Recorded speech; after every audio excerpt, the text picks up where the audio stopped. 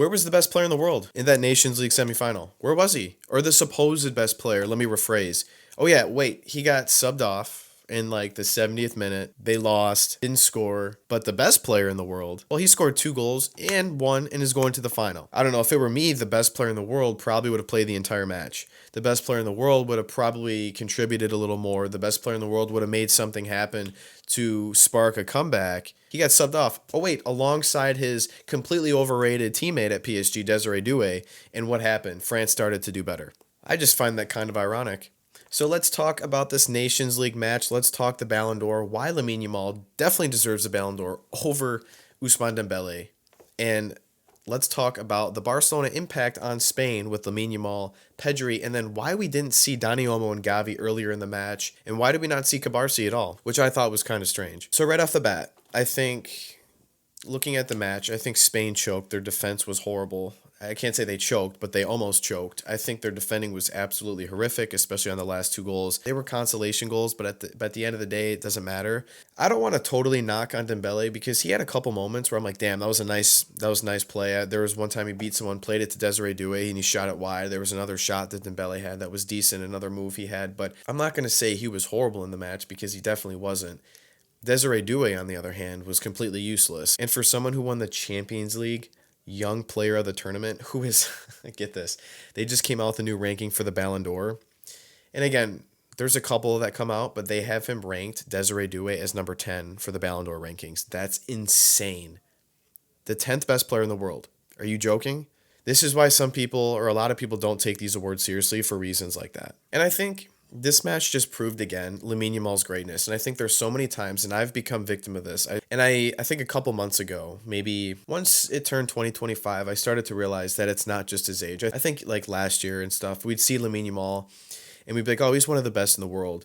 But you would kind of think just because he's young, it makes him better than he is. And we're at the point now where he is the best player in the world. What he does on the ball is not normal. He drops guys at ease. At one point, Hernandez was like bear hugging him because there was no way he was stopping Lamine Yamal and he was about to start another counterattack. He scored a fantastic penalty. I was actually really impressed with it. He was super composed. And then his second goal was a pretty good finish as well. He kind of toe pokes at far post. It was a great play. 2 goals in a huge match against one of the better teams in the world in a semifinal. This has to count for something. And in my opinion, this should. This is another trophy that he could win, and if trophies mean everything, that would mean 4 trophies for Lamine Yamal, and also Pedri, who I also think deserves to be in the top 4 for maybe 5 for the Ballon d'Or, who also scored a world-class goal. And I also want to say, too, if this match doesn't make you at least somewhat interested in trying to sign Nico Williams, then I'm a little concerned because imagine the support that Lamine Yamal gets consistently in Spain, how many times they attacked on the left-hand side, how many times Nico Williams beat someone, cuts in, shoot, he scored, right? That would be in every single match, all match thing, where players would not know what to do with themselves, with Dani Olmo in the attack and Pedri feeding balls over to Lamine Yamal on the right and then over on Nico to the left. It would be ridiculous to see. What's frustrating, too, about the Ballon d'Or is it's the best player in the world, and that's why Haaland didn't win the Ballon d'Or. And I think if Messi doesn't win the World Cup, I don't think he has a shot in the world of winning the Ballon d'Or. Haaland would have won the Ballon d'Or. If Haaland didn't win the Ballon d'Or, even with Messi's World Cup campaign, there's no way in the world that Ousmane Dembélé should be winning the Ballon d'Or. If you line them up side by side, the trophies that they won the treble, FA Cup, Premier League, Champions League. He scored like the most goals of all time in the Premier League. Premier League Young Player of the Season. He had like tons and tons of awards. That season shits on Dembele's season.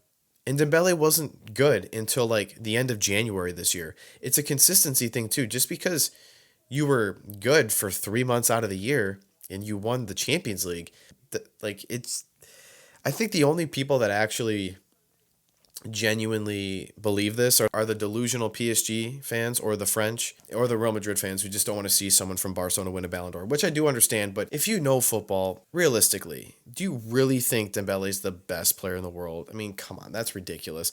Mbappé is better than Dembele.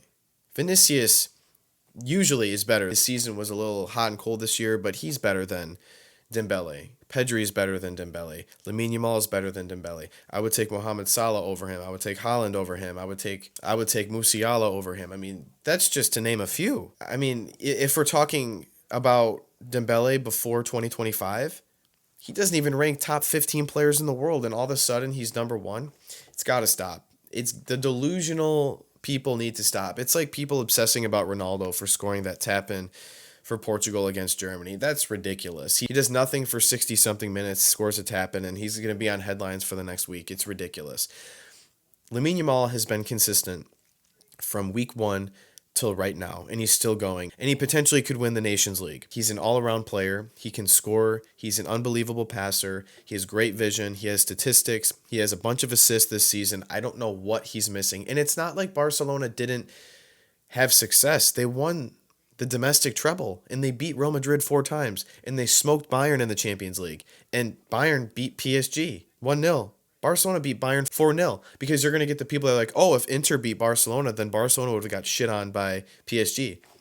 Well, what about that statistic, right? And then Barcelona made the Champions League semifinal, almost won. So I think it's just it's a lot, actually, not a little, ridiculous that how delusional people are. They really think he's the best in the world, Dembele. I will never understand it. He's extremely talented, do not get me wrong, and he's unbelievably dangerous. He can use both feet, which I think makes him even more dangerous. But if you know football, really? I mean, honestly, it would be funny. Actually, I would laugh if Dembele won the Ballon d'Or. And I hope the Nations League does, if assuming Spain wins the Nations League, I think this will solidify it to an extent. I think the Club World Cup is something you have to worry about, especially because Barcelona's not in that, and PSG is, Madrid is.